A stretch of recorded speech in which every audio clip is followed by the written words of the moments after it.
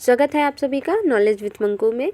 BEd के lesson plan share कर रही हूँ साइंस सब्जेक्ट का, तो चैनल को सब्सक्राइब ज़रूर कर लें। अगर आपके लिए हेल्पफुल है तो प्लीज़ कर लीजिए।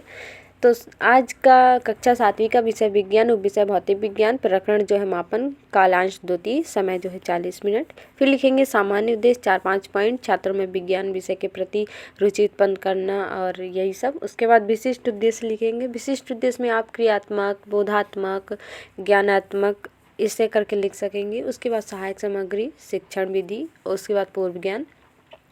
देखिए, अगर आप साइंस का लेसन प्लान लिख रहे हैं तो शिक्षण विधि में यहाँ पे मैंने व्याख्यान और स्पष्टीकरण लिखा है। आप प्रयोगात्मक विधि भी लिख सकते हैं। उसके बाद पाठ प्रस्तावना प्रश्न किसी भी लेसन प्लान का सबसे इम्पॉर्टेंट भाग होता है। 3-4 क्वेश्चन करेंगे। उसके बाद उद्देश्य कथन।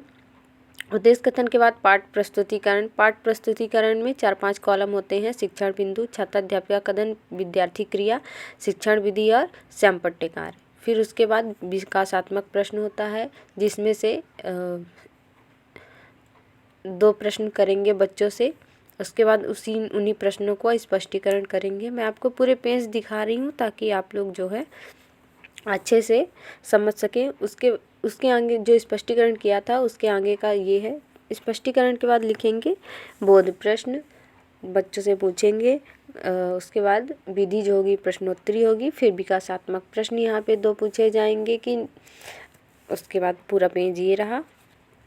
फिर स्पष्टीकरण, शिक्षण बिंदु भी लिखते जाएंगे। जैसे यहाँ पे कैलिपर्स की सहायता से मापन क्या होते हैं ना, टूल्स भी होते हैं ना मापन के, तो वो उन सभी टूल्स को भी लिखना है। फिर बोध प्रश्न लिख देंगे। इसके बाद ये मैं आपको जो है ऊपर से लेके नीचे तक दिखा देती हूँ।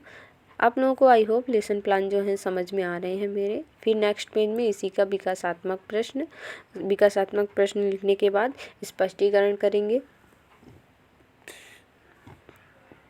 अनियमित आकार के ठोस वस्तुओं आयतन को ज्ञात करने की व्याख्या पूरा लिख देंगे। फिर मापन की आवश्यकता क्यों हुई है ना, किसी भी चीज़ को हम क्यों मापते हैं, और ये मैं पूरे पेज आपको दिखाती हूँ।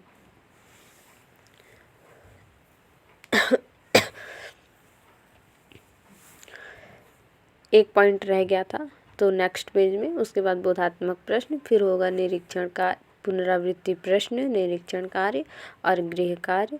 1 या 2 क्वेश्चन देने होते हैं, ज़्यादा नहीं। ये रहा पूरा पेज। मिलते हैं नेक्स्ट टॉपिक के साथ।